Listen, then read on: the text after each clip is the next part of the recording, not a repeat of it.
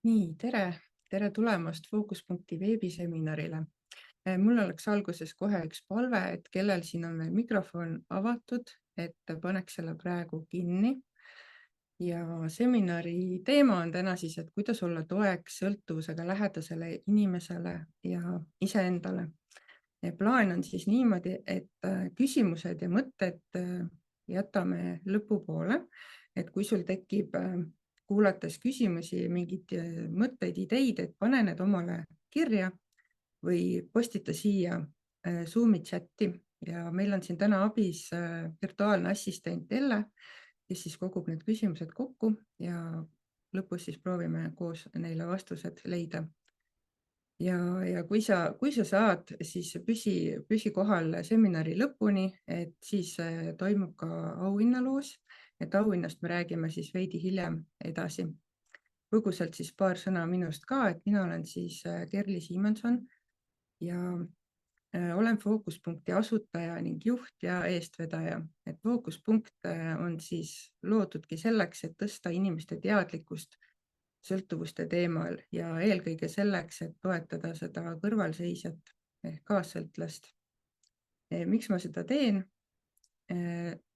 Seetõttu, et ma olen kogu oma teadliku elu jooksul olnud kaassõltlane, esmalt siis läbi oma isa, seejärel läbi esimese elukaaslase ja nagu ikka, et tihti, kes selles valdkonnas tegutsevad, et seal taga on ikkagi mingi isiklik kogemus ja põhjus, et jõudsin siis selle oma tänase südameasjani läbi coach'i abi, et olen ka oma enesearengu teel siis kasutanud erinevaid coach'e ja mentoreid, osalenud koolitustel, et läbi sellise enesearengu teekonna siis olen jõudnud siia kohta, kus ma täna siis kaassõltuvuse mustrist siin olen teel välja astumas ja kunagisest kartlikust ja madala enesehinnanguga naisest on siis saanud selline ettevõtja 2 erinevas ettevõttes.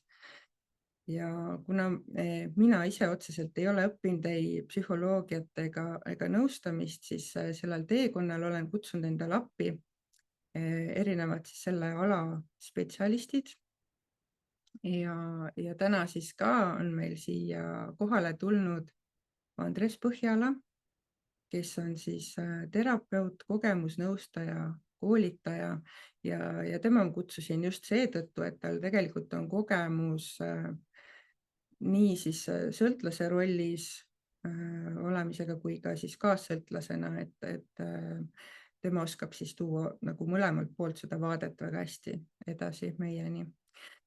Tere, Andres. Ma annan siit sõna sulle edasi. Tere Kerli ja tere kõik osalejad.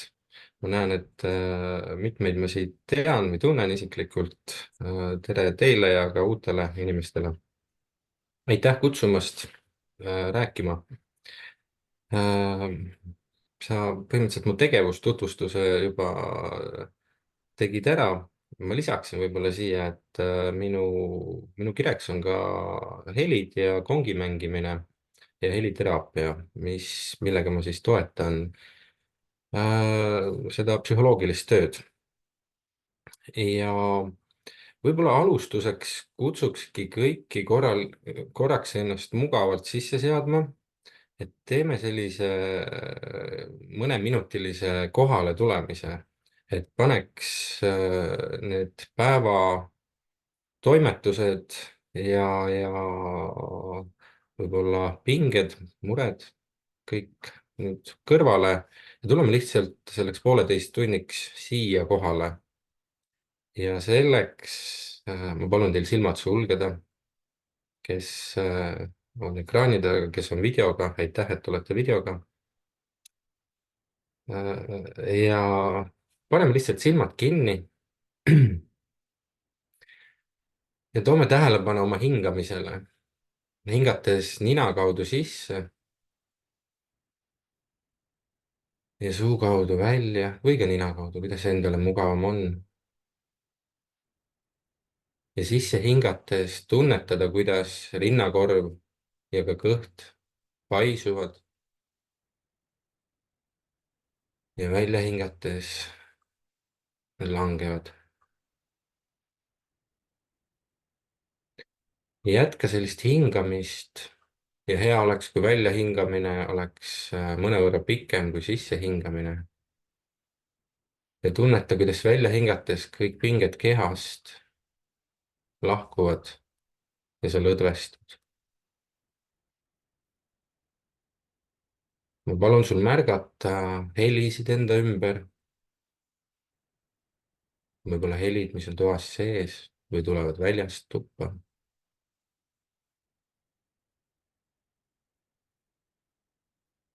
märka ka, kas võib-olla on sinu ümbruses mõni lõhn.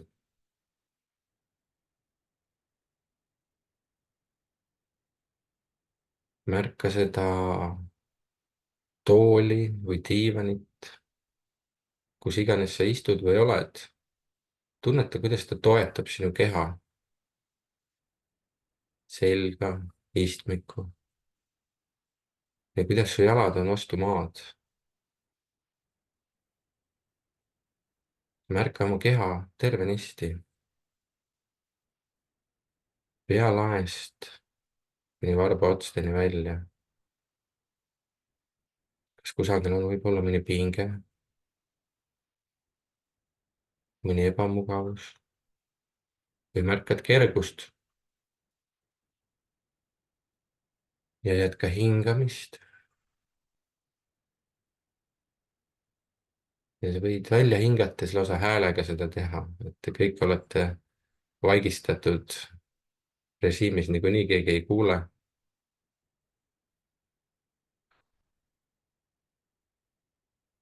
märka ka enda mõtteid. meie mõtted võivad olla võib-olla päevasündmustel, mis on juhtunud, võib-olla homsetes tegevustes, mis on vaja alles teha. lihtsalt tuua märkamine sellesse, kus minu mõtted on ja mida ma mõtlen. kas minu peas jooksevad ringi hinnangud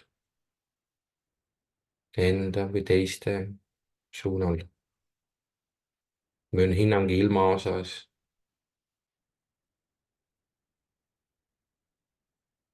kõik need hinnangud loovad meie reaalsust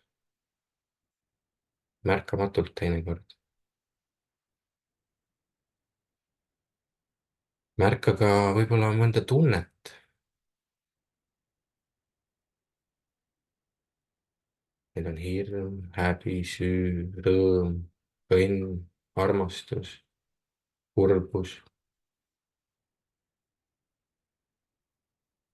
ja siis on erinevad tundevarjundid. võib-olla on rahulolu.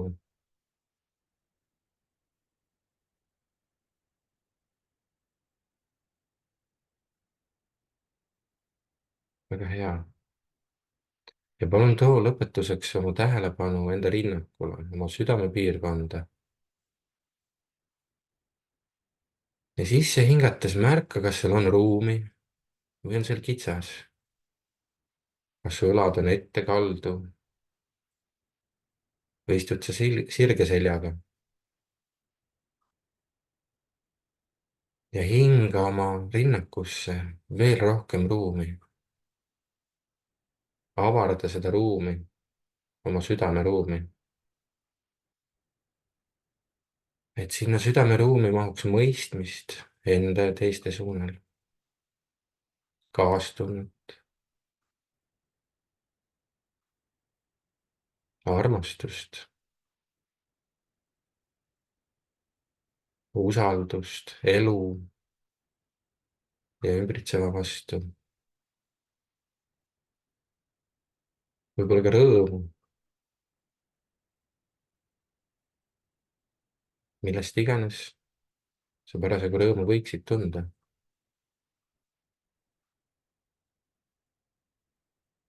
ja lõpetuseks sa võid visata õhku või endale küsimuse, mis saab täna veel paremaks minna.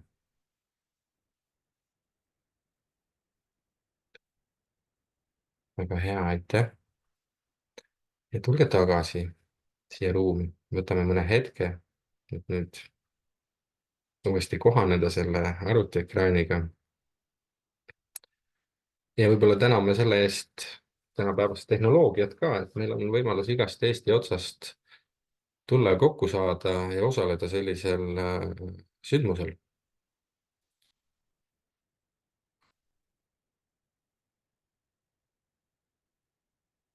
Nii,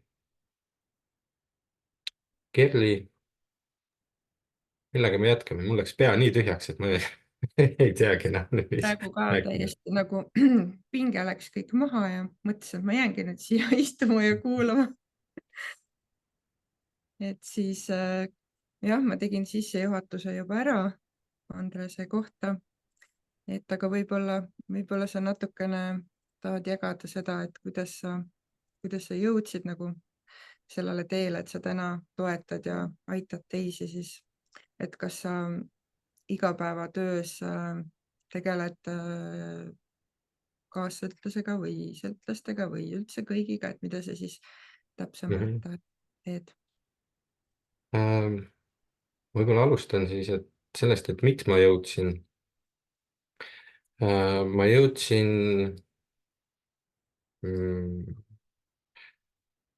võib-olla kuidagi elu juhtis mind selleni, et ega minu lapsepõlve unistus ei olnud tulevikus saada sõltuvus- või kaassõltuvuse nõustajaks.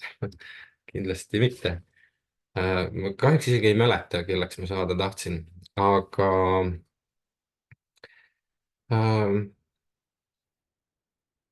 ma hakkan üsna algusest. Kuidas, kuidas siis meist kujuneb sõltlane või kaassõltlane ja paljugi, mis ma siin täna räägin, on võrdlemisi subjektiivne, et teisi võimalusi on veel ja osad mustrid klapivad ja kattuvad, et ma ei taotle mingisugust lõplikku tõde selles, mis ma räägin täna. Kuigi koolitajana ma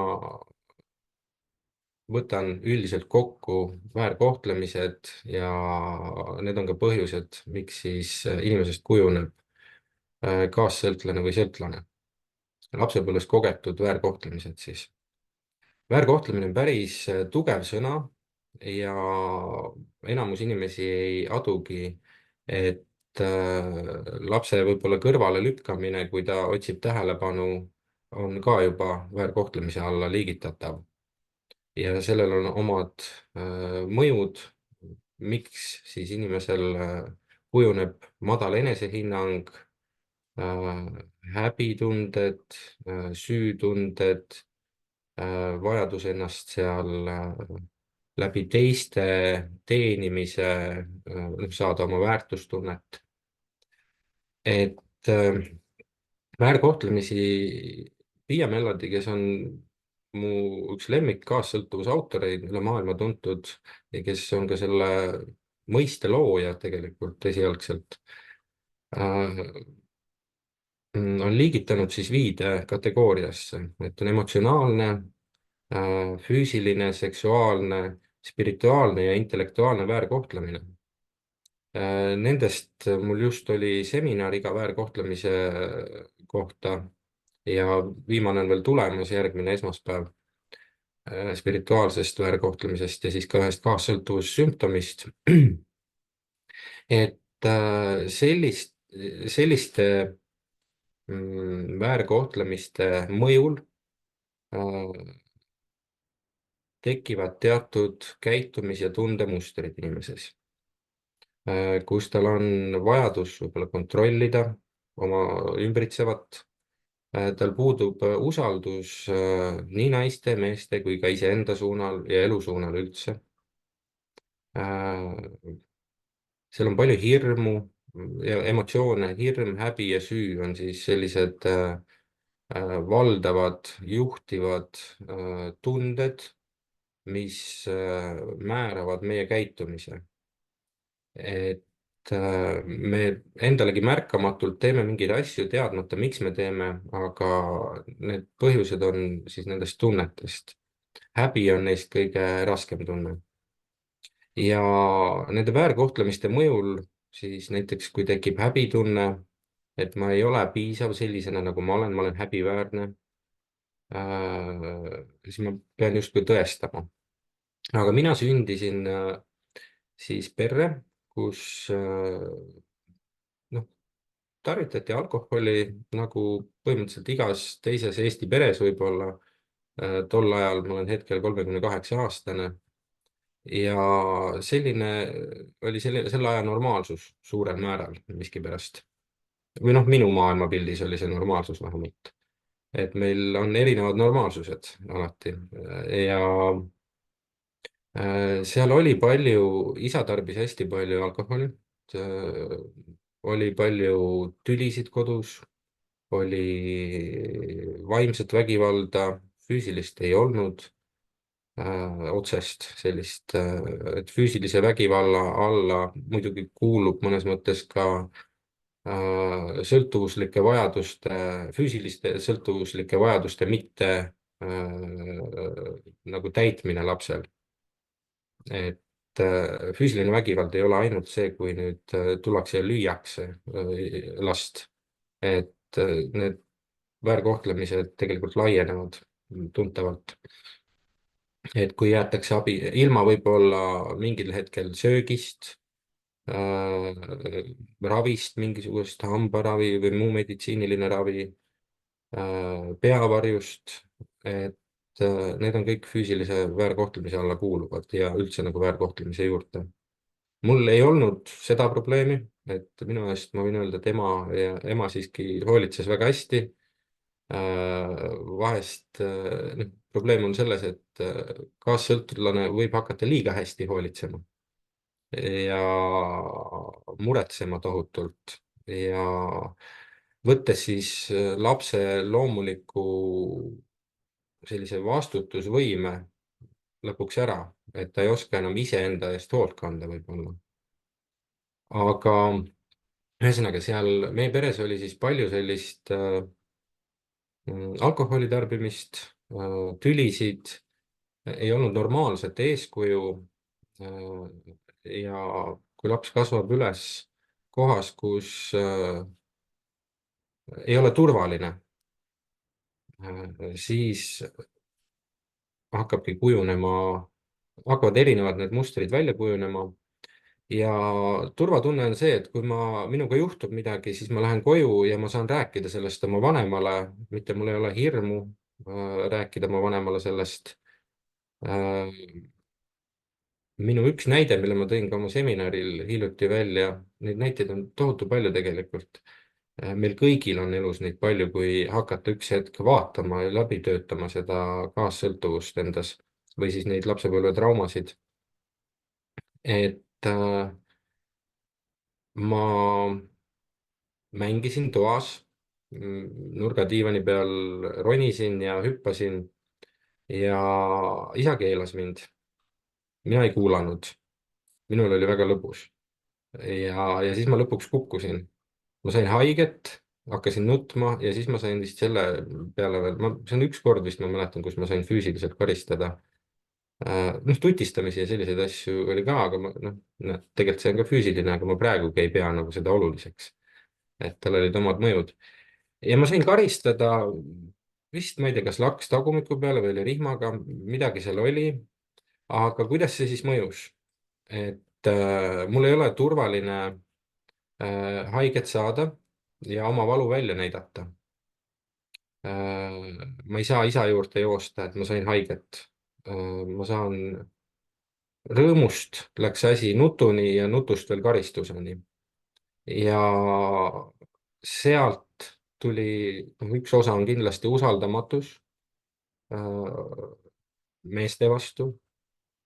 Noh, tänaseks päevaks on seda palju nagu läbi töötatud ja nad ei ole nagu enam kehtivad minu jaoks oluliselt. Aga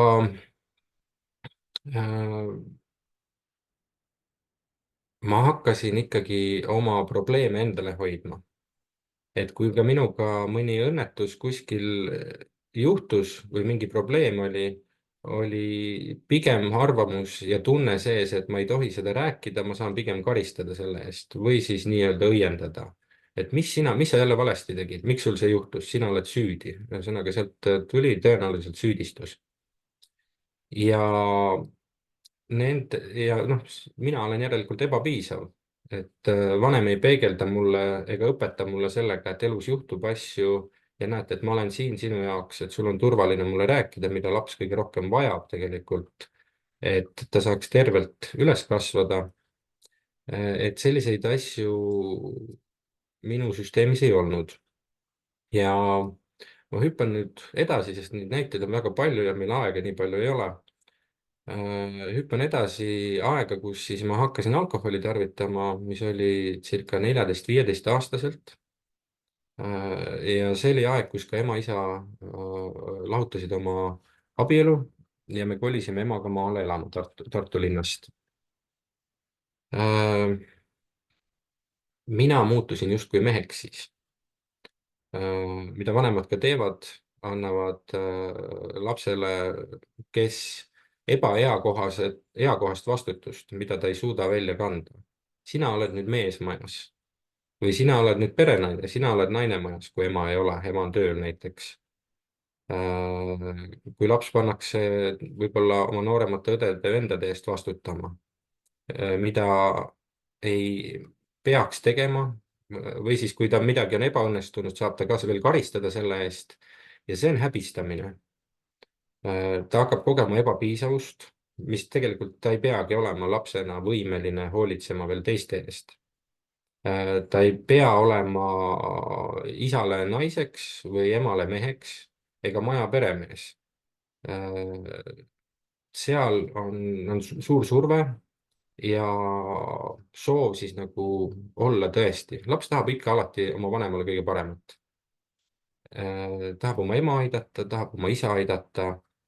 Aga see ei ole tema ülesanne. Suutlikkus seda veel teha ei ole.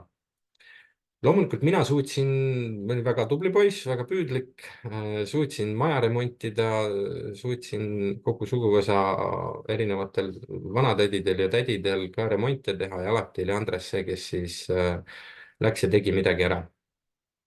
Ja ma sain oma väärtustunnet sellest, ma olin siis väärtuslik, ma sain kiitust alati, kui ma midagi hästi tegin. Et sealt kujunebki välja osaliselt ka see väline väärtus versus siis sisemine väärtus, mis meil võiks olla, et ma olen väärtuslik sellepärast, et ma juba olen ja hinnaline, et ma ei pea kogu aeg midagi tegema selleks, et nüüd olla väärtuslik. Ja et saada seda ema kiitust, isa kiitust. Ma lähen ellu ka niimoodi, kui lähen tööle, ma töötan siis, kaassõltlane töötab tihtilugu, et olla parim. Nad ongi tihtilugu parimad, sest nad on väga töövõimelised nii-öelda ja väga kohusetundlikud, teevad kõik ja veel teevad ka teiste eest töö ära. Et aga seal on see ebapiisavus on selle motivaatoriks, aga see motivaator on hea, kui on inimesel, aga see muutub lihtsalt, ta on düsfunktsionaalne, et inimene kurnab ennast ära ja on kogu aeg pingeseisundis. Kas ma nüüd saan selle kiituse siit ja kunagi ei ole seda piisav. Ja ta on alati sõltuvusest, see kaassõltuvus, sõltuvusest teisest inimesest. Et see kaassõltuvus hõlmab tegelikult mitmeid nüansse, kus me oleme sõltuvuses teiste inimeste käitumisest või tegevusest või teiste hinnangust minu suunal. Et kaassõltuvust ei saagi üheselt nagu defineerida, et siin on nii palju erinevaid suundi ja ta on väga kompleksne, selline psühholoogiline häire, võib öelda. Ma arvan, haiguseks on võib-olla palju nimetada. Ja minust siis sai selline nii-öelda ema abiline või ema väike mees, kelle najal ema elas oma mured välja, ma olin kõigi eluprobleemide sees, mis olid täiskasvanute kanda tegelikult. Ema üks lausetest on, ma olen väga palju kuulnud seda paljudelt teistelt inimestelt ka, et kui sinuga on hästi, siis on minul hästi. ja kui ma lapsena siis hakkasin vaatama, et emal ei ole kunagi hästi, ema oli ise ka tugev kaassõltlane ja lapsepõlves palju väärkohtlemist kogenud. Et siin ei ole süüdistusi, siin on lihtsalt faktid, et ei ole ema süü, ei ole vanaema süü, ei ole vanavanaema süü, see on lihtsalt elu on selline, et kedagi ei ole vaja süüdistada. Ja mm, et ma ühesõnaga sukeldusin siis täiskasvanute probleemidesse ja ellu täiesti sisse. Mul oli elukogemust ju lapsel ei ole. Kui ema ei oska ise probleeme lahendada, ta ei oska ka lapsele õpetada probleemi lahendust. Ja ma lihtsalt olin kõigis nendes emotsioonides sees ja võtsin erinevad häbitunded, võib-olla materiaalsed häbid, ebapiisavused, teised on paremad kui mina, ma pean siis kuidagi tõestama ennast, hinnangulisus, hirmud, et võtame tihtilugu vanemate uskumused üle koos siis nende emotsioonidega. Et see on ka üks osa, et vaadata, mis on tegelikult päris minu oma ja mis on vanematelt tulnud. Et kui me iseendaga hakkame nagu töötama ja et võib-olla ei ole ikkagi kõik need uskumused päris õiged, kuidas vanemad on maailma näinud või mulle on öelnud. Et kui lapsele öeldakse, et sa oled kole, kuidas sa umbes niimoodi välja julged minna, kas ta riietus või siis on näonahaga midagi valesti, siis laps võtabki endasse sisse selle. Sest ema, see suur või isa, kes on tema hooldaja, tema nii-öelda mõnes mõttes nagu sellisel jumalikul positsioonil, ütleb seda ja see mõjub. Et vanematel tuleks väga arvestada oma sõnadega, mis nad ütlevad. Ja minu puhul oli see ei olnud küll mul ema ega isa, vaid ühe teise olulise hooldaja poolne sügav mõjutaja oli see, kui Andres, sul ju raha ei ole, kuidas sa tüdrukuga välja lähed? See oli nagu nii alandav, nii madalaks tegev, mis küll tekitas minus mingi hetk nagu trotsi. Trots on hea motivaator omaette, aga ta ebateadlikult kasutades võib ka muutuda selliseks piiravaks emotsiooniks ja nii-öelda drive'iks või lükkajaks. Et seal oli uskumus, kui mul raha ei ole, siis ma ei ole piisav inimene. Siis mind ei taheta. Ja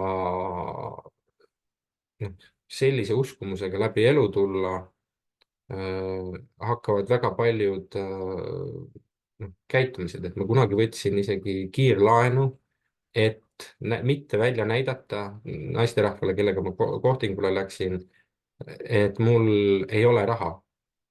Ja emotsionaalselt oli selle väljaütlemine minu jaoks võimatu.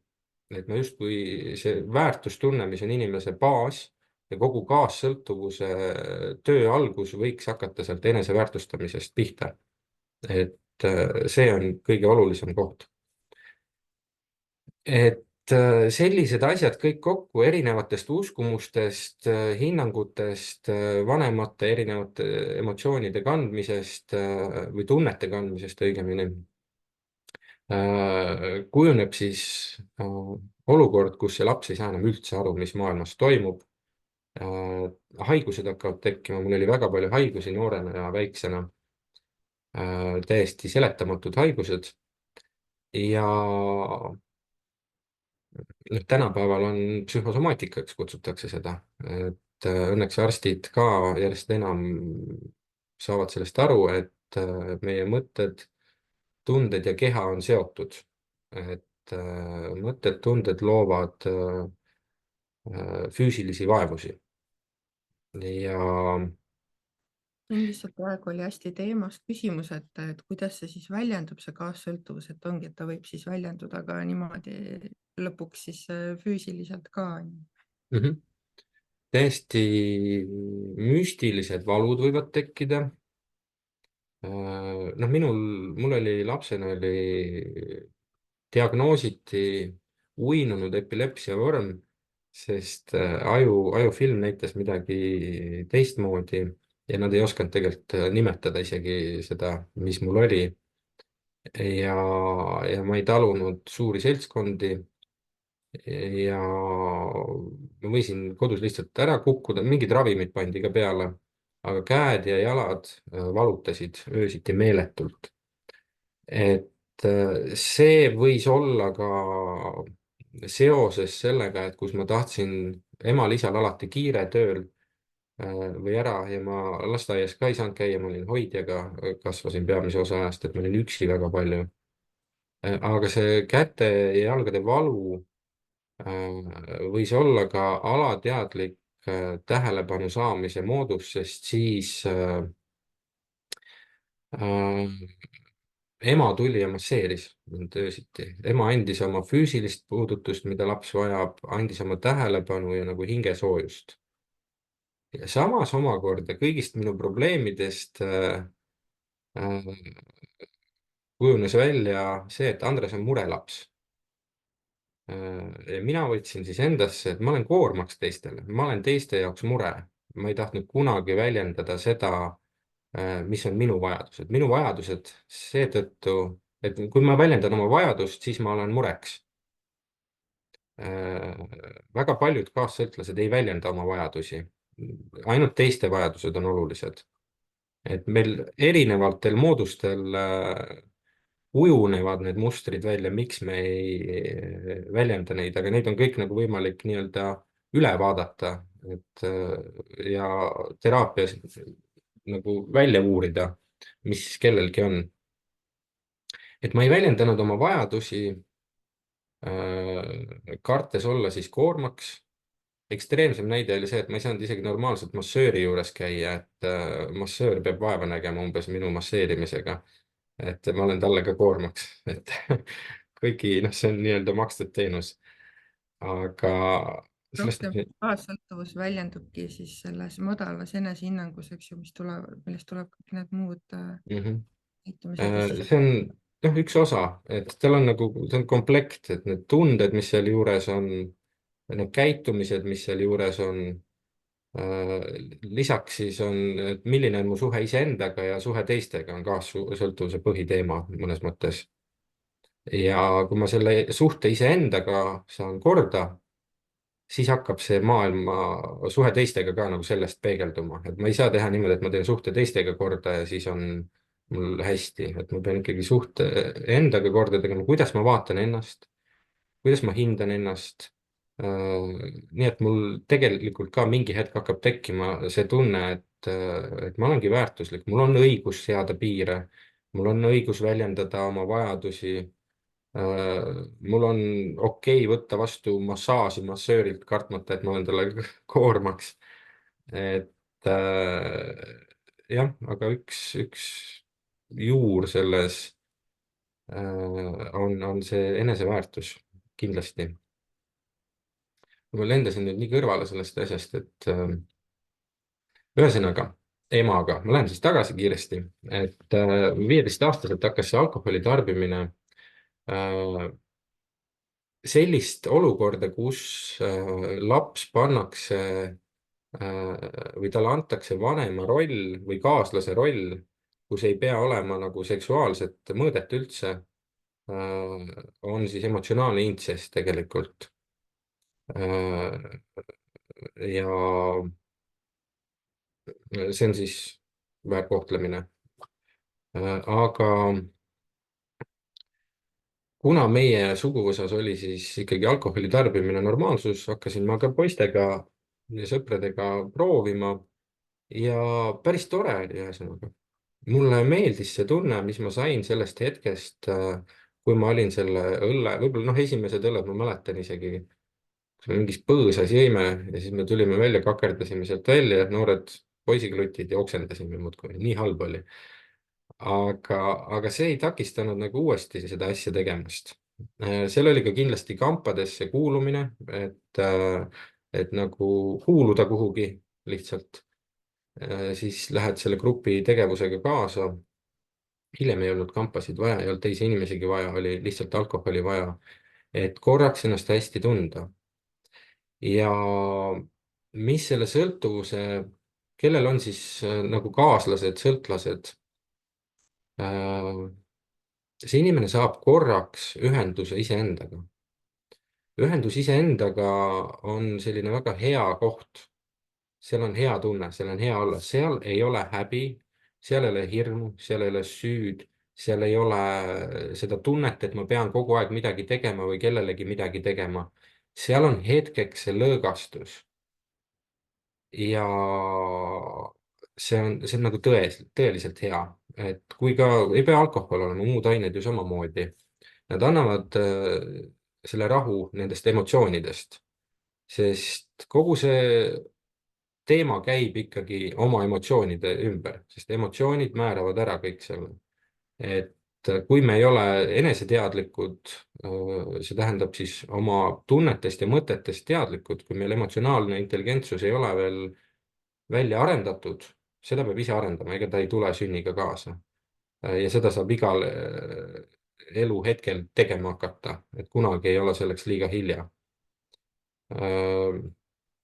et nendest emotsioonidest juhitud ja neid ei ole siis, sest mõnes mõttes see alkohol või see aine lülitab välja meie nii-öelda selle mõtleva aju osa, prefrontaalkorteksi, et noh, need kaitsed, hinnangud, need mustrid, mis meisse on kujunenud, need kaotavad hetkeks oma aktiivsuse ja, ja nad ei tööta, siis tuleb ka esile võib-olla noh, need allasurutud tunded lihtsalt suurema mõjuga. et kui see inimene hakkab siis, muutub agressiivseks või väga vihaseks või hakkab välja paiskama kõike seda, mis ta on mõelnud või tundnud, siis see tuleb lihtsalt mitmekordistunult. et see ei määra seda isikut, et ta nüüd on tegelikult selline, ta on lihtsalt nii palju endasse alla surunud ja mina ka lapsena, ma ei väljendanud oma vajadusi, ma ei julgenudki väljendada, et kui ma ka näiteks jooksin, mäletan, olime vanaema juures maal, jooksin vastu palkseina, lõin käed niimoodi jooksu pealt vastu palkmaja seina, mul olid kõik peopesad olid väikeseid pinde paksult täis ja ma ei julgenud põhimõtteliselt vist enne näidata, kui need tegid tohutut valu, ma ei julgenud nutta ka vanemate ees. et selline on koht, kus tegelikult muidugi ema oleks mu eest hoolitsenud selles hetkes, aga ma kartsin ilmselt süüdistust, et no oli sul vaja joosta jälle. et või jälle sa tegid nagu endale ise mingi jama, mitte et mul oleks seal lohutus ja mõistmine, mida laps vajab võib-olla selles hetkes. aga noh, selline klassikaline kasvatusmeede, et noh, et nad tahavad head öeldes, et noh, ära tee siis seda või oli sul nüüd vaja. see vanem ei mõtle midagi halvasti isegi, aga see, kuidas laps seda vastu võtab, on teistmoodi. ja, ja mul oligi vaja, siis ma leidsin selle alkoholi, mul oli vaja seda. ma olin 18, kui esimest korda ema mind siis sundis, ma olin keskkooli lõpetamas. et me lõpuklassis ja ma ei olnud kindel, kas ma lõpetan, sest mingid pinged ja asjad olid nii suureks läinud, et mul alkohol hakkas nagu üle pea kasvama ja pandi siis see nii-öelda mingi tablett pandi naha alla operatsiooni käigus, et mis siis oli tolleaegne nii-öelda see, kuidas neid nüüd nimetatigi, no ma ei tea, ühesõnaga mul see miskipärast on joomisvastane, et sa sured ära, kui sa jood. praegu tehakse lihtsalt süsti, magneesiumisüstid on sellised tugevad, lastakse kehast läbi, et ka on siis ohtlik juua nii-öelda või tarvitada alkoholi, et omal vastutusel siis teed seda. Nendega on raske sellepärast, et nad töötavad hirmu pealt ja inimene ei tööta endiselt oma sõltuvusega, vaid ta on jõuga kaine. jõuga kainus viib lihtsalt pikemas perspektiivis tavaliselt uue joomiseni. et ka see, et kui me teeme mingi kaineid kuid, siis see on lihtsalt periood suurema joomiseni tavaliselt, et mis suurendab seda, et see sõltlane mõnes mõttes vajab seda alkoholi, et ventileerida seda, mis tema sees on. Ja kui ta ei hakka tööle iseendaga, siis sellest välja üldiselt niisama lihtsalt ei tule. On erandeid alati. Mõningate puhul see toimib täiesti, see süst või see kodeerimine, ka psühholoogilist kodeerimist tehakse. Aga need on väga väike protsent. Kas need inimesed elavad täisväärtusliku elu pärast, on küsitav. Nad võivad muutuda lihtsalt kibestunud ja tigedateks inimesteks, kellega keegi eriti enam pärast seda suhelda ei taha ja mis ma olen ka kuulnud, et hakka parem jooma, sa olid palju normaalsem inimene enne. Et see võtab need asjad nii-öelda maha.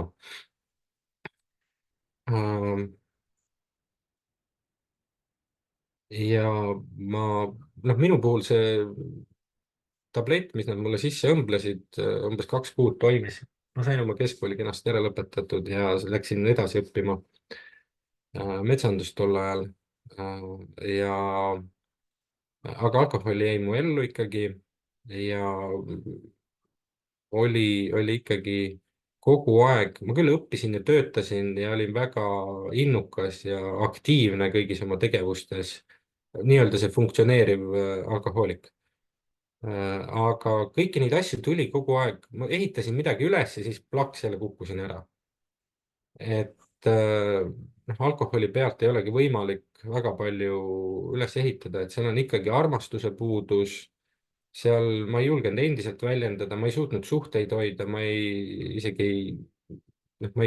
esialgu ma ei tajunud ennast üldse kui väärtusliku inimesena, et keegi minuga tahaks isegi suhtesse minna, kuigi ma olin väga kena, aktiivne ja karismaatiline noor mees. Aga ma ise ei näinud ennast sellisena. Ja ma olin väga üksildane, kogu elu väga üksildane, sest endast väljajagamine oli mõeldamatu, öelda, mida ma päriselt mõtlen või tunnen. Ja esimene, ma rändasin ringi, ma töötasin ka eri riikides, eri linnades Eestis. 2014 aasta oli mul esimene otsus siis, et alkoholist tuleb loobuda, et niimoodi see elu ei saa edasi minna. Mul olid suitsiidsed mõtted olnud juba pikalt. Oli üks väga raske sündmus, et mu üks sõber tappis ka ühe inimese ära. Ta oli alkoholijoobes ja ta oli, ma ei tea, mis seal toimus täpselt, et ja see hirmutas mind ära. Ja lisaks tekkis seal ka üks suhe või suhtlus, ma hakkasin joogas käima ja tol ajal oli muidugi tantrafestival oli suureks abiks, et ma läksin 2014 aasta tantrafestivalile, kus ma nägin, et ahah, inimesed on kained, inimesed on rõõmsad. Mis maailm see veel on, et kui olime harjunud rokk-summeritega või õllesummerite ja mingi padu joomise ja sellise eluga, siis seal olid toredad, ilusad inimesed, kes nautisid seda elu täiesti kainelt ja väljendasid ennast, tegid mingeid põnevaid sündmusi ja töötubasid. Et see oli päris uus asi ikkagi Eestis tol hetkel. Praegu on üsna tavapäraseks muutunud kõik need asjad juba, et kellel vähegi soovi on, saab igasugu asju teha, mis aitavad iseendale lähemale jõuda. See on niisugune klišeelik väljend, see iseendale lähemale jõudmine, aga nii see on, et seda on vajalik. Et minu päris mõtted, minu päris tunded, minu päris vajadused, selle eest on vaja igal kaassõltuvuslike sümptomite all kannataval inimesel hakata hoolitsema, mis mina tegelikult vajan, mis mina tahan ja siis ka nagu teha seda, aga enne tuleb aru saada, et mis mina tahan, mitte mis teised tahavad. Ja 2014 Ma hakkasin väga palju joogat tegema, ma olin 4 aastat või 3,5 aastat umbes, tegin intensiivselt joogat, mis aitas mul hoida nii-öelda seda seisundit, rahuneda äh, ja hirm oli ka tagasikukkumise ees, aga kuna ma ei osanud endiselt nii-öelda, ma teadsin, milline mees ma tahan olla, aga ma ei olnud lihtsalt see mees veel, ma olin veel väga poisikene lihtsalt enda psühholoogilises maailmas. Ma olin endiselt see, kes püüdis emale olla see tubli poeg, püüdis seda rolli täita, mitte et ma veel oleksin see mees, kes suudab mehe ülesandeid välja kanda. ja seda on üsna palju, sest isa eeskujusid on väga vähe, häid eeskujusid, meeseeskujusid. isade roll on üldse alaväärtustatud mõnes mõttes tänases ühiskonnas. On palju seda üksikvanemlust ja mehed võiks rohkem hakata vaatama, kuidas oma poegadele, millist eeskuju annavad ja et nad vajavad tegelikult isa sama palju, kui nad vajavad ema. ja ühesõnaga, ma ei vedanud välja väga pikalt, 3,5 aastat, ligi 4 oli seda kainust ja siis ma kukkusin ära, siis mu üles ehitatud elu uue inimesega, uue koduga, kõik lendas õhku. ja siis oli kuskil 2-3 aastat, kuni mil ma siis tarbisin, aga ma jõudsin selle aja jooksul minna õppima transpersonaalset psühholoogiat ja hüpnoteraapiat. Et see oli mul justkui unistus olnud. Psühholoogia huvi oli mingi hetk hakanud tekkima. Et ma käisin erinevaid koolitusi pidi ja see oli nüüd 4-aastane õpe, millesse ma siis astusin. Ja üks hetk, noh, mul oli selle aja vältel ka erinevaid suhteid, mis siis olid, noh, iga suhe on minu jaoks olnud õpetaja, kus on palju valu olnud, palju rõõmu olnud mõlema osapoole jaoks. Et eks igas suhtes, et kas ma lähen sellest õppetunniga välja või ma jään kibestumisse, on muidugi eraldi teema. Või ma jään ohvri rolli nii-öelda. Ja see oli 2021, kui sinna, selle aja sisse minu ellu on väga palju erinevaid sündmusi, tegevusi, eri elukohti mahtunud. Aga 2019 astusin sinna kooli vist või oli see 20, 19 ikkagi aasta. Ja kuskil aasta pärast või 1,5 aastat pärast selle kooli algust, siis olin ma ikkagi alkoholi tarbimises ja ma jäin auto juhtimisega vahele ja nädalavahetuseks, purjus peaga siis auto juhtimisega jäin vahele ja nädalavahetuseks viidi mind kainestusmajja ja see lõi mul nagu asjad paika, sest ma olin juba tegelenud tükk aega iseendaga seal kooli vältel, aga lihtsalt see sõltuvus võttis võimust, et seal ei ole see, et sa oled halb inimene või jõuetu või kuidagi kedagi süüdistada selles, et ta ei tule toime selle alkoholi mittejoomisega. See on haiguslik, see on nagu, see on tugevam kui see inimene. Ja see on ka üks osa, mis on vaja sellel sõltuvushaigel nagu aru saada, et ta ei ole süüdi selles, aga kui tal on teadvustamine lõpuks, siis tal on võimalik midagi teha. Et kui ta nüüd mingit vastutust ei võta, siis abi ei otsi, kui talle pakutakse, siis noh, tuleb, tuleb see elu kuidagi teistmoodi ära elada. Ja ka sellel kõrvalseisjal teadvustada, eks ju, et mitte siis seda süütunnet veel süvendada seal kõrval, Mhm. Et vaata, milline sa oled ja nii edasi, süüdistusi, et või noh, kuidas sa ei saa ometigi endaga hakkama, et kuulata, püüda see inimene kutsuda ennast väljendama, et mis sinuga päriselt toimub, nagu läheneda südamega sellele olukorrale, et ta ei tee ju halva pärast neid asju, ta ei saa ise ka aru, miks ta joob, lihtsalt ütleb, ma ei suuda, et ma vajan seda ja ta ei saa aru, miks ta vajab seda. Sest see, noh, ebateadlikkus on ikkagi suur. Ebateadlikkus sellest, et ma surun oma soovid alla, ma surun oma mõtted alla, oma vajadused alla Ja siis on osadel muidugi see füüsiline pool ja see harjumuslik pool on ka väga tugev. Ja see on ju väga lihtne moodus saada kergendust. Ma ei pea tegelikult, töö endaga ei ole lihtne, aga minna poest osta pudel õlut või viina on väga lihtne või veini. Ja õhtul see ära juua, kas või pokaal veini iga õhtu on tegelikult juba liiga palju veini. Järelikult on mul elus probleemid, millele ma ei pööra tähelepanu. Mul on pinged, mida mul oleks vaja teisiti lahendada. Lahenduse variante on palju, et neist võib eraldi rääkida. Ühesõnaga, see lõi mulle siis mõistuse pähe, et alkoholisõltlaste puhul on tegelikult tavaline see, et kui mingi krahh käib elus, et siis nad avastavad, okei, ma pean nüüd päriselt midagi tegema selles osas, et nüüd on aeg tegutseda.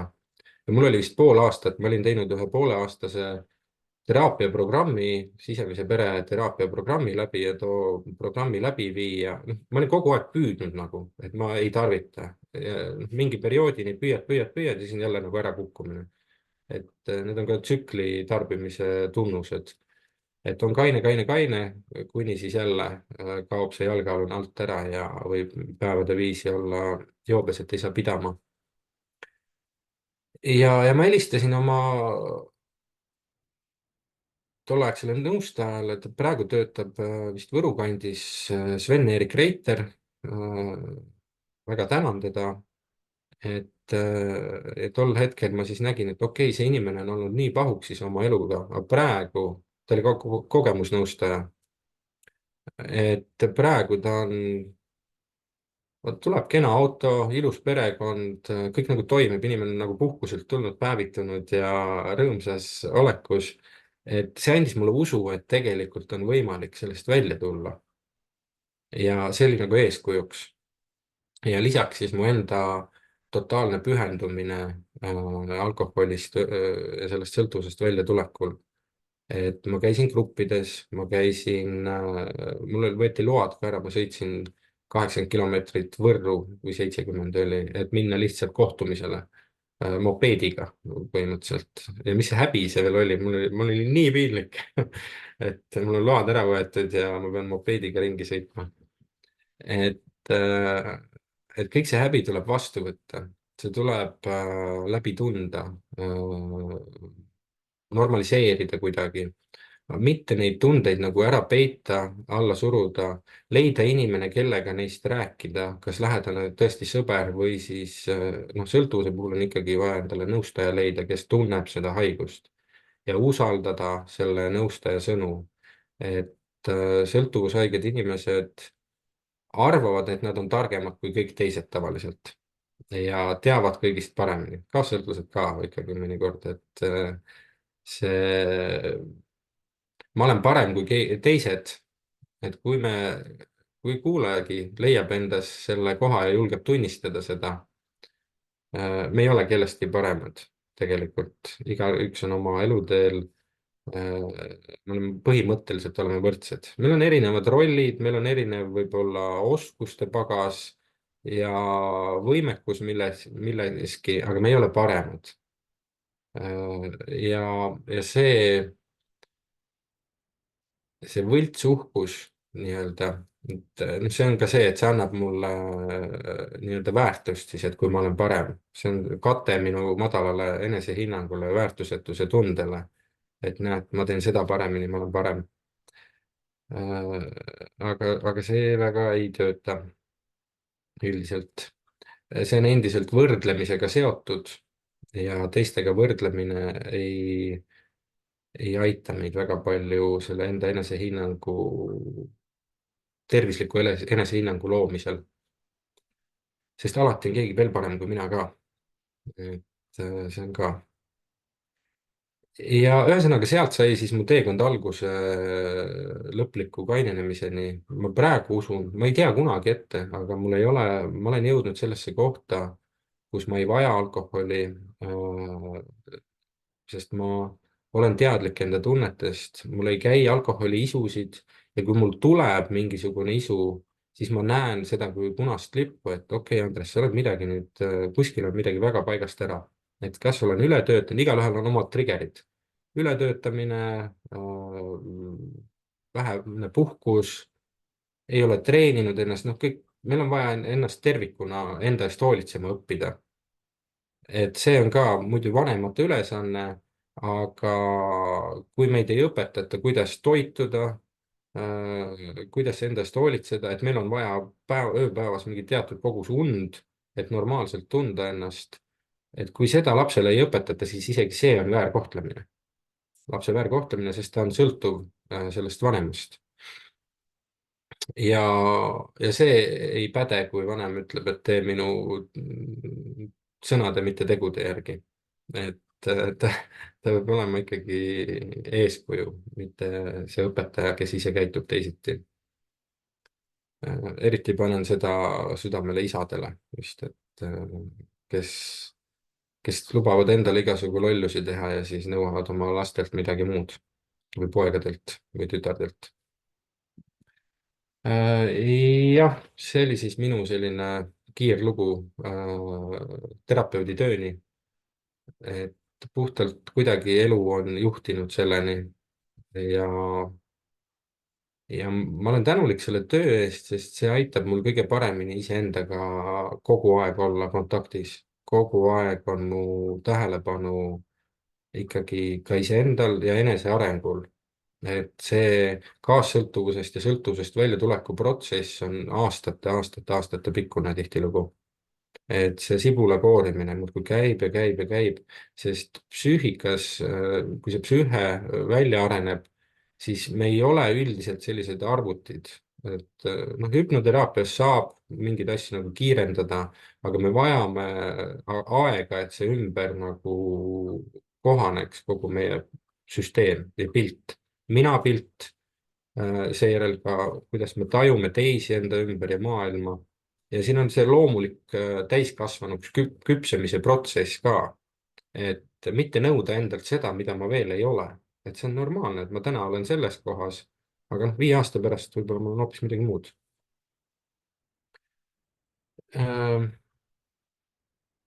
okei, pikk vastus väiksele küsimusele, aga see hõlmas mitut vastust. aitäh loo jagamise eest. et aga siis, kas, kui siin nüüd kokku võtta, et mis kaassõltlase poolt võiks olla need kõige valemad sammud seal kõrval, üritades siis aidata või päästa kuidagi või kuidas ta siis, kas ta üldse saab kuidagi aidata seda sõltuvusprobleemiga, no kasvõi siis Mhm. kaaslast või isa või kõige, ema? okei, aitäh küsimuse eest. kõige valemad sammud on varjata sõltlase käitumist suguvõsa ja maailma eest. kaassõltlane varjab tihtilugu sellepärast, et ta ise ka häbeneb teda ja ta kontrollib seda sõltlast või tema käitumist või ka oma laste käitumist enda häbi pärast, sest ta paneb oma väärtuse, minu väärtuse tingimuseks on siis ühesõnaga, milline on minu mees või naine või kui edukad on minu lapsed. ja kui minu lapsel ei lähe koolis hästi, siis võib muutuda väga kontrollivaks, alandavaks ja survestavaks see lapse ja vanema suhe või siis lapse või kahe partneri vaheline suhe, kui ta kogeb, et tema eneseväärtus on ohus. ühesõnaga märgata seda, kus ma lähen sekkuma, kus ma peidan seda ja siis nagu tegelikult aru anda, et ma teen seda, peidan teda hoopis enda häbitunde pärast, selle sõltlase tegevust. ühesõnaga lõpetada varjamine, panna mingid piirid paika ja väljendada seda, et mul ei ole okei, kui sa oled pereüritusel täiesti joobes näiteks ja, ja see sõltlane võibki häbistada seal teisi inimesi. leida oma piirid ja kus neid on ületatud. mitte anda tühje lubadusi. tühjad lubadused on see, et kui sa veel jood, siis ma jätan su maha näiteks. et kui sellel inimesel niikuinii ei ole põhjus-tagajärg seos nagu, et noh, et kui ma teen midagi valesti, siis on sellele järgneb mingi tagajärg, seda seost tal ei ole ja kaassõltlane annab neid ähvardusi tihtilugu erinevaid või nii-öelda tänitab, siis see ei aita, ta ei kuule seda. Et toetada saab seeläbi, et küsida, et mis sinuga toimub päriselt. Et ma olen valmis kuulama sind. Küsida, kas sa ei arva, et sinu eluprobleemid võiks olla tingitud sellest, et sa jood, ma ei tea, iga õhtu ennast purju. Võib-olla avada nii-öelda mõni aken, et mitte minna süüdistusega, et sa oled ju joodik, muidugi sa ei saa oma asjadega hakkama. Ennekõike leida enda piirid, jääda enda piiride juurde, mitte nagu päris ära kaduda, et kui ka see sõltlane otsustab hakata sellega tegelema, siis mitte muutuda selleks emaks nii-öelda seal või isaks kõrval, kes siis kogu aeg muretseb, kogu aeg küsib, et kas sa ikka täna seda tegid ja kas sa toda tegid ja ega sa täna joonud ei ole ja ka see kontrollimine, et lõpuks siis on lihtsalt salajoomine tekib. Et kui sa jood, siis see on sinu vastutus. Tagajärjed on sellised, et ma pean, et me ei tee, noh, oluline koht on endale võtta see, et kui ma teen mingi raske valiku, siis ma ei tee seda sinu vastu, vaid enda heaks. Et vahest on vaja nagu eralduda, vahest on vaja ka lahku minna, kui teine inimene lihtsalt ei kavatsegi mitte mingil tingimusel endaga tegelema hakata. Ja mõnikord aitab see, et teine näeb, et okei, siis on päriselt jama. Alati ei pruugi see aidata sel moel. Ja seda peaks endast lähtuvalt tegema. eks ju. Et siiski mitte selle mõttega, et ma nüüd teen seda, et siis ta võtab mõistuse pähe, on ju. Mhm. Et ta võib võtta mõistuse pähe või siis mitte. Võib anda kontakti, rääkida südamest tegelikult, kuidas sinu joomine mind mõjutab. Lõpetada see süüdistamine, et südamest rääkimine on üks kõige tõhusamaid asju. Et ja seeläbi ka vaadata iseenda sisse, mis minuga toimub tegelikult, kui see inimene joob. Et ma olen hirmul, kui sa jood, ma olen hirmul võib-olla, et meie laps kasvab üles siin isata, emata ja ta ei saa enam koolis hakkama. Ma olen hirmul iseenda emotsionaalse seisundi pärast, sest minu jaoks on väga ebaturvaline, kui sa tarbid ja hakkavad mingisugused, noh, see abikaasa, ta võib hakata enesehävituslike asjadega tegelema, ta võib öösiti kadunud olla, ta võib kihutada autoga, seal on nii palju ohtlikke asju tegelikult, mida need inimesed hakkavad tegema. Ja seal on ju, et noh, sellel kaaslasel ongi reaalne hirm, et kui üks neist nüüd ära kaob, et kuidas ma siis hakkama saan, ma ei saa ju arvestada sinuga selles hetkes. Rääkida päriselt, mis ma tunnen ja kuidas see mõjutab mind. Ja see tuleks võib-olla siis ka ära kaardistada enda jaoks, et mis on selle mõjud ja tagasi tõmmata igasugune see kontroll, kas sa täna jälle, ega sa nüüd poodi ei lähe. Märgata seda, kuidas ma ise püüan olukorda kontrollida, et teda turvaliseks enda jaoks luua, sest ega see kontroll on sellepärast, et mul on paha, mul on ebaturvaline selle inimesega ja siis ma lähen teda nii-öelda muutma. Me ei saa. Et kõige parem on, ma arvan, et kõige parem on anda talle see vastutus ja teadmisega, et sellel on mingid tagajärjed, kui see nüüd ja võtta ka enda elu eest vastutus ise, et kui mina siia olukorda jään, siis on tõenäoliselt tagajärjed sellised, kui ma seda olukorda ei muuda, siis on need tagajärjed nagu suht keerulised. Ja kui ma midagi nüüd ette võtan, siis on võimalus, et see muutub. Aga ma pean muutma ennast, ma ei saa muuta teist. See klassika on see, et minnakse ikkagi seda teist muutma, et ta oleks nüüd selline, et ta mulle sobiks. See on ka tavapaarisuhete olukordades. Et et seal ei pea isegi sõltuvusprobleemi sees olema, ikka minnakse teist muutma, mitte iseennast endasse vaatama. jah, selline üks nõuanne, et ja minna tegeleda võtta ühendust võib-olla nõustajaga, vaadata, mis on minu mustrid, et ma olen sellise olukorra oma ellu loonud. Ega sõltlane ja kaassõltlane, nad vajavad mingis mõttes teineteist.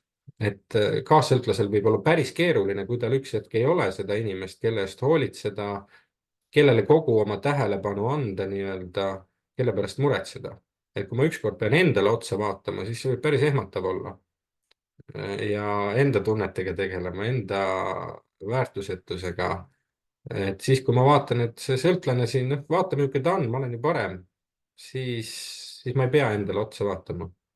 ja,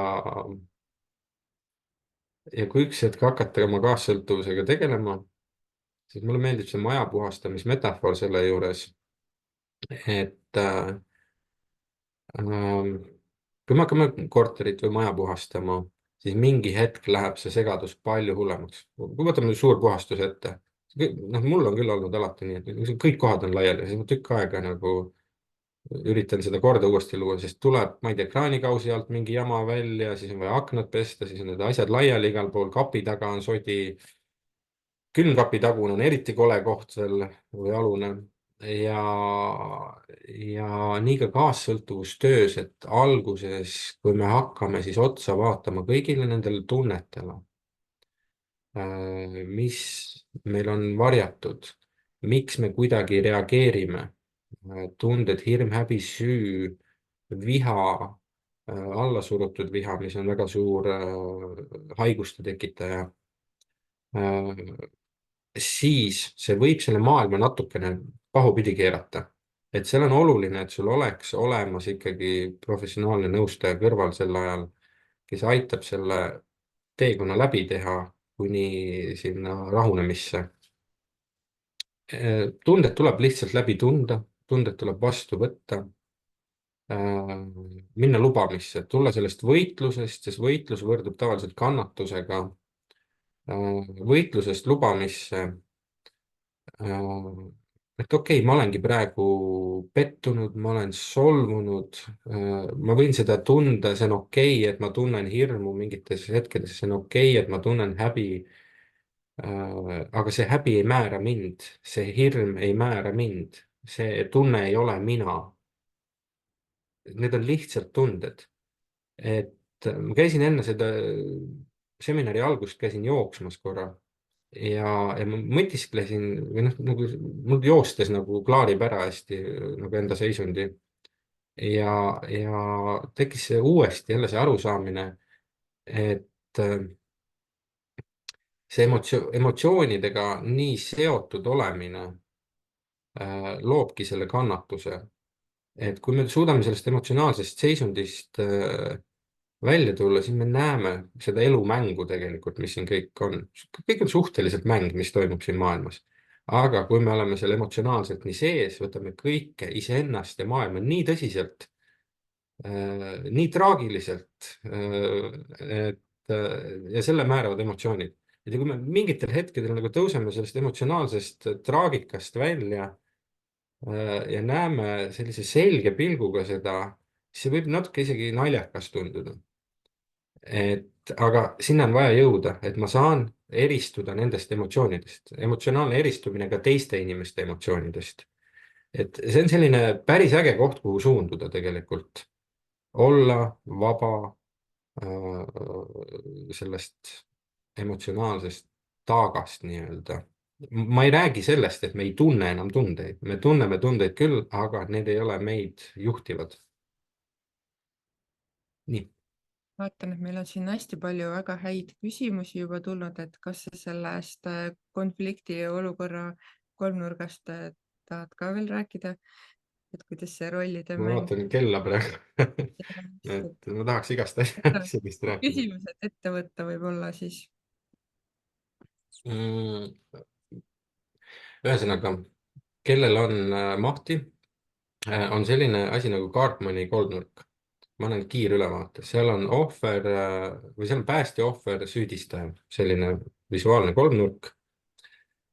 Need rollid toimuvad meie enda sees, kus ma ise olen päästja, siis ma võin olla ohver, kuna ma olen läinud kedagi päästma ilma, et keegi isegi küsiks ja ta ei ole võib-olla mu abi tahtnud või ma ei ole saanud sealt, sest see on düsfunktsionaalne kolmnurk, see ei ole terve nagu psühholoogiline kolmnurk.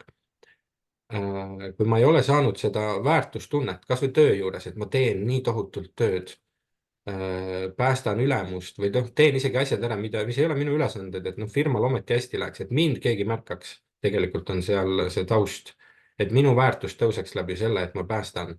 ja kui ma ei saa seda, siis ma olen ohver ja siis ohvrist liigun ma omakorda süüdistajasse, et küll nad on ikka nõmedad tööandjad või üldse mind nad ei oska hinnata. Keegi pole võib-olla küsinud ka mu abi ja täpselt sama on peresisestes rollides, kus me tormame seda sõltlast päästma. Ta ei tahagi päästmist, ärge segage võib-olla seda inimest nii palju, et las ta helbib sellel supi ükskord ise ära, mis ta on loonud, siis tal tekib arusaam, et see hävitab teda. Vahepeal on seda vaja lihtsalt, sest niikaua, kuni tema eest nagu ette-taha kõik ära tehakse, tema tagajärjed ära koristatakse, võib-olla ka tööle helistatakse, oi näed, härra jäi haigeks. Nii haige, et ei saa rääkida. Et vahepeal on vaja lihtsalt, et ta näeks seda ja kogeks tõesti, mis on see nagu, kuhu see viib, et võtta seda vastutust. See Karpmani kolmnurgast me saame välja siis, kui me lõpetame päästmise. Päästmist saab lõpetada nii, et ma vaatan, kelle probleem on üldse, minu, tema või meie. Kui ei ole minu probleem, siis mul on vahest vaja jõuga lõpetada see, et ma nüüd torman kohe appi. Et ootame, kuni küsitakse ja pakun abi ainult siis, kui mul on endal selleks ressurssi, et seda teha. Et seal on vaja arendada endas ka oskust ei öelda, sest seda oskust ei pruugi olla. Ja see ei mõnikord teistele on jah iseendale.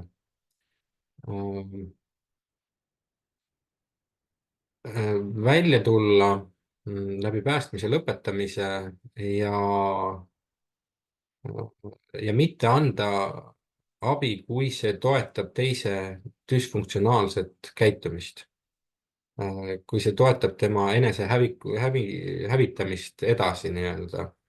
Et noh, mingi krooniline näiteks tööle hilineja või keegi ei jõua oma töödega pidevalt valmis ja siis kõik teised aitavad ta pidevalt välja. Noh, see on ja siis ma tunnen, et okei, see on tänamatu täiesti, et ma ise valin minna ja aidata teha kogu aeg selle inimese eest midagi ära. Et ma pean üks hetk ütlema selle ei ja laskma tal siis võtta vastutus selle eest. Et see on suurem heategu kui see pidev päästmine. Et ja siis, kui ma ei ole päästma läinud, siis mul ei ole vaja ka ohvrisse või süüdistajasse kukkuda ja ongi naksti kolmnurgast väljas. Et see on natuke sügavam veel, aga kes mu vastuvõttudel käivad, ma jagan nendele enda kokku pandud materjale selle kohta. Internetist leiab ka üht-teist, et see on väga hea tööriist märkamaks ennast eri rollides ja hakata tuvastama läbi selle, mis mu elus tegelikult toimub. Kas ma olen ohver, süüdistaja või päästja. Ja nad kõik eksisteerivad meis tegelikult, ei ole see, et ma olen ainult ühte. See sai tõesti kiiresti räägitud. Vaatad siin küsimusi, et osad on jutu käigus juba võib-olla ka vastuse saanud, aga Elle, äkki oskad meile mõne hea küsimuse välja otsida siit? Ja, kuulan hea meelega küsimusi. Ja vastan, kui oskan. Nii. Pole kunagi tänitanud, virisenud, olen teinud südamlikke vestlusi ja siis on järsku kõik taas samal rajal. Kuskil on mingi käiviti, mis on peidus. Kas on nii?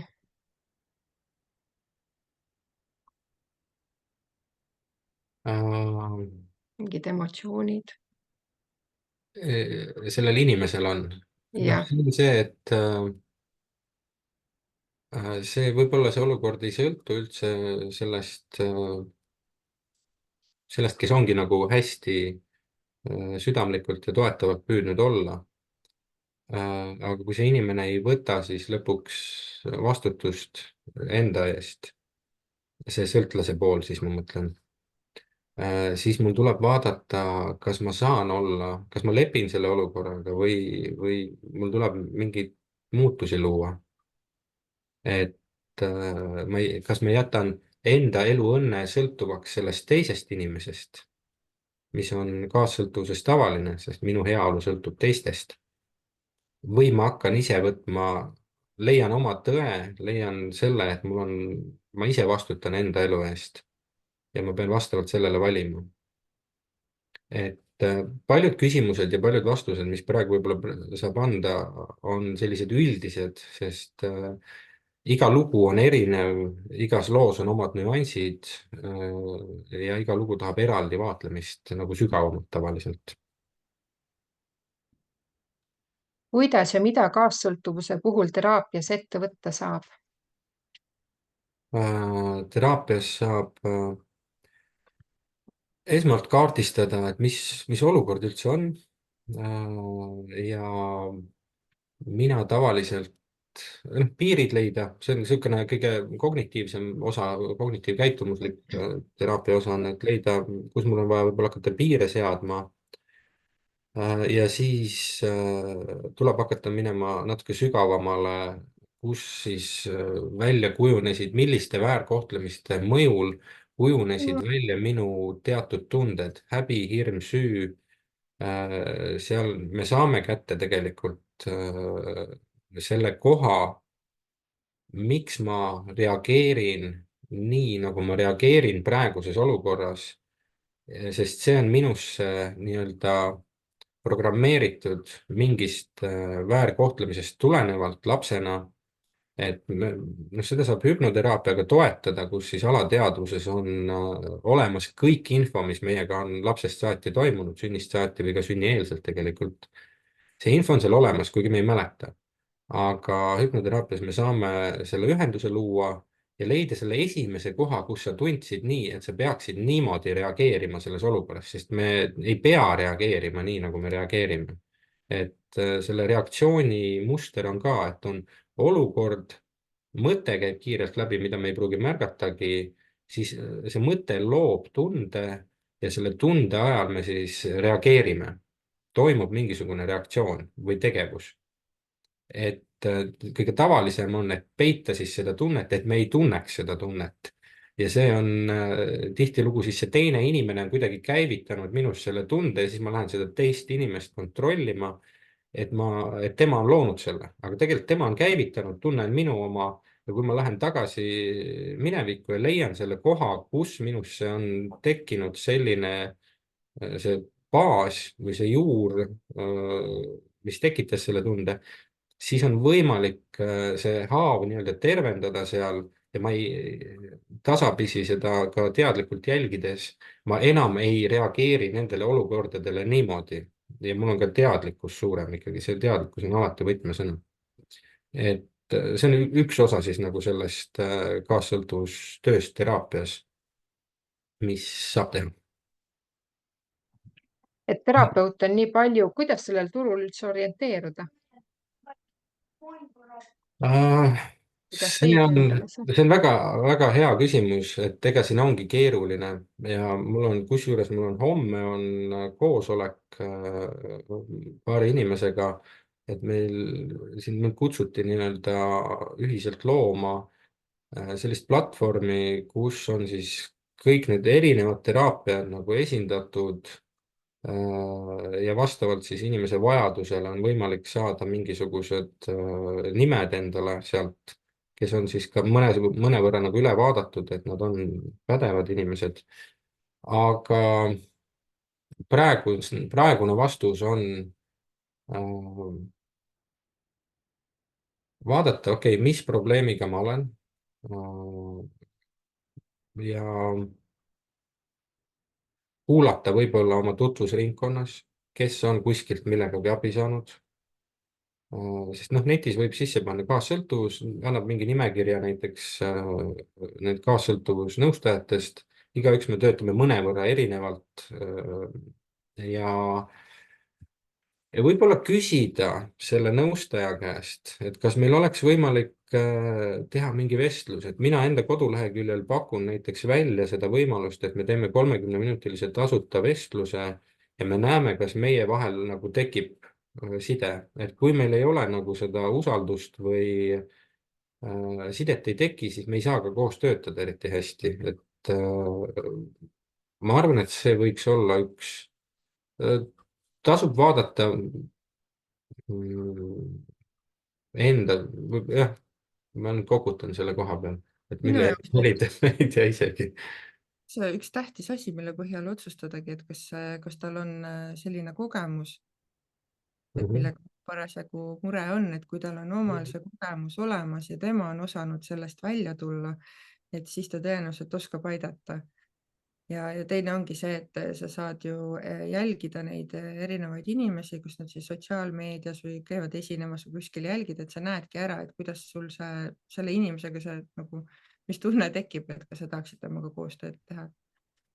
Kerli, see on hea point, mis sa tõid, et see kogemuse osa, et see koolkond, kus mina olen õppinud, mis on siis transpersonaalne suuremalt jaolt ja natukene teistmoodi kui klassikaline psühholoogia, et see on nii-öelda tulevikupsühholoogia, et selle üks võtmekohti on see, et me ei saa kliendiga minna kaugemale, kui me oleme läinud iseenda elus enda asjade läbitöötamisel. Ja see on teraapia maailmas väga oluline, et noh, ülikoolis näiteks, kui ma lähen psühholoogiat õppima, siis me ei tegele, seal ei tegele nagu iseenda teemadega. seal on teistmoodi see asi. Et aga teraapia maailmas, psühholoogia on natuke teine teema ka, otsene psühholoogia, et sa õpid ajuehitust seal ja käitumismustreid võib-olla. Aga teraapia on, kus me loome hinge sidemega kliendiga omavahel, et see on nagu sügavam töö, mis toimub ja jah, kogemuse järgi tasub seda küll vaadata. Et kogemusnõustajad on ju tegelikult meil päris palju praegu, aga oluline on ka tihti see, et see kogemusnõustaja on võib-olla õppinud palju muid asju juurde, et me peamegi tegelikult jooksvalt täiendama ennast ja arendama, et, et pakkuda siiski head abi ja tuge. Nii ja viimane küsimus, et kuidas toetada psüühilise erivajadusega inimest, kellel on tugev sõltuvushäire, kuid vastutust võtta ei suuda? Mis on see psüühiline erivajadus? seal, Seda ei tea. seal on nagu olukorda vaja praegu selles olukorras kindlasti teada täpsemalt. Kui ta ei suuda, kas ma sain õigesti aru, et ta ei suuda vastutust võtta Jah, ja sõltuvuslik on tugev sõltuvushäire. jah, mul on vaja sellest teada, mis toimub, mis on mudel, peremudel. Autismi spektri häire. Okei. Ma võib-olla jään natukene ikkagi sellega vastuse võlgu. Seal on, esimene mõte mul tuleb, et mingid piirangud ikkagi peale panna. Et siis, sest see inimene ei ole järelikult ise vastutav enda eest, et ta on kellegi hooldada. Et ja kui sügav see autismispekter on seal, et see autismispekter, ka mul võib olla mingisugune autismispekter, meil paljudel inimestel võib olla, et see ei tähenda, et ta ei ole ühiskonnas toimiv inimene, et kui sügav on see autism, mis sellega kaasneb, kas ta on ülalpeetav veel, et ja siis oleks võib-olla vaja kohtuda selle inimesega, et aru saada, mis tal nagu takistab seda vastutuse mittevõtmist. Et ka seal võib olla, noh, seal võivad olla aju mingid eripärad või erisused, aga ka see, et ta ei ole nagu õppinud lihtsalt, et autismispektriga inimene on ka võimeline õppima ja muutuma. Et ma arvan, et see ei ole tema puhul välistatud, et kui inimene on rahustite mõju all lihtsalt pidevalt, siis ta ei ole võimeline oluliselt muutuma või õppima. Et see aju osa on lihtsalt välja lülitatud põhimõtteliselt. aga muus mõttes aju on plastiline ja sinna on võimalik muutusi luua. Et see on keeruline küsimus päriselt ja see vajab sügavamat teadmist sellest olukorrast.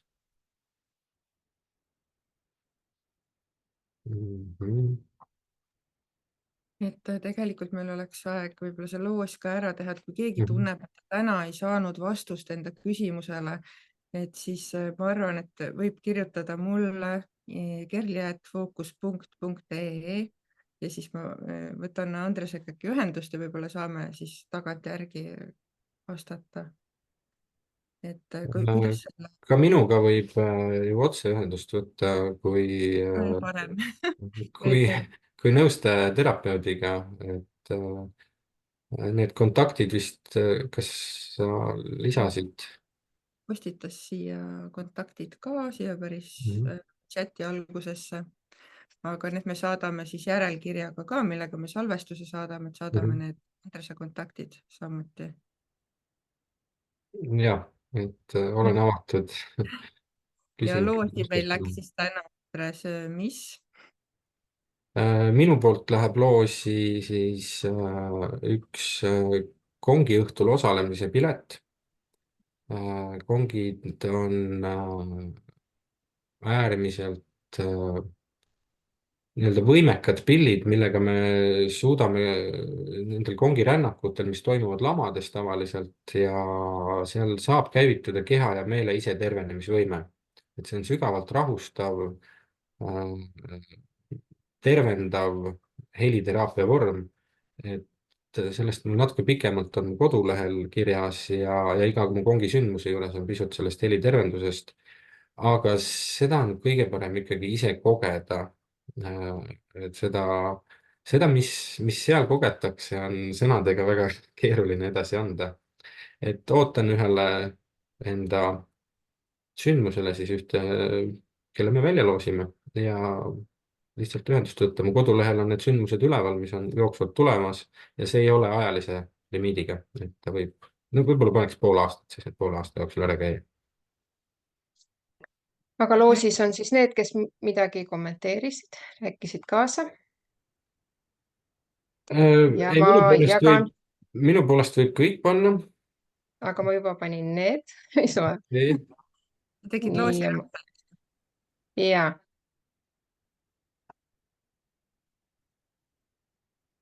jah, loosiratas läks kinni. Saad sa uue panna? Ei saa enam vist. Läks täitsa. Okei, teeme kiire loosi. Tee kiire, tee ise. Ma palun su abi selleks. No, ma scrollin või? Või? Ootan. Või sa... Okei, sa tahad scrollimisega, tee scrollimisega. No teeme scrollimisega. No.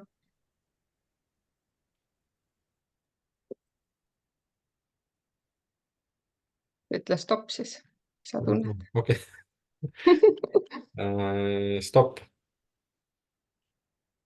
Nii. Ja siin on Marge, pole kunagi tänitanud, virisenud, oleme teinud südamlikke vestlusi ja siis on järsku kõik taas samal rajal. Kuskil on mingi käiviti, mis on peidus, jäi minu Väga tore. alla. Nii et Marge, palju õnne. Et sa võid mulle kirjutada, kus linnas sa elad. Ma teen ka teistes linnades, mitte ainult Tallinnas, neid kongisündmusi, Tartus ja Rakveres ka aeg-ajalt. Et oled väga oodatud ja ka selle küsimuse üle võime siis ilmselt natukene veel arutada seal, kui sa tuled kongisündmusele. Ja võib-olla kongisündmusel on võimalik saada vastuseid enda seest meid võib-olla väga kaua vaevanud küsimustele või probleemidele, sest meil tekib mõtteselgus ja igasugune udu ja hägu kaob ära ja teine arusaam tekib elust ja maailmast tihtilugu. Kuhu siis võitja kirjutada võiks? Kuhu? Pohjala.andres@gmail.com ja andrespohjala.com on mu koduleht et seal on ka kontaktivorm, et sealt võib ka otse saata. et võib-olla see on isegi lihtsam. ja andrespohjala.com mul endal läheb ka meelest ära. Sealt on isegi lihtsam jah. seal võta ühendust või kontakt ja sõnum teele. ma kirjutan seda meiliaadressi ikka veel, et oli see andres.pohjala, jah? Pohjala.Andres, Selge. Palju õnne võitjale segamini. ja suur tänu, Andres, et sa tulid täna siia jagama enda kogemust ja nõu ja palju väärtust kindlasti saime sellelt seminarilt. Ja aitäh sulle, kes sa vaatama tulid siia ja kes sa järele vaatad. Loodame, et said oma küsimustele vastused ja kui ei saanud, siis Andrese kontaktid on olemas ja saab ühendust võtta. ja aitäh minu poolt ka, et ma loodan, et sellest vähesest, mis ma praegu sain anda siin, on mingisugust tuge ja soovin edu, muutus on võimalik, julgust endasse vaadata.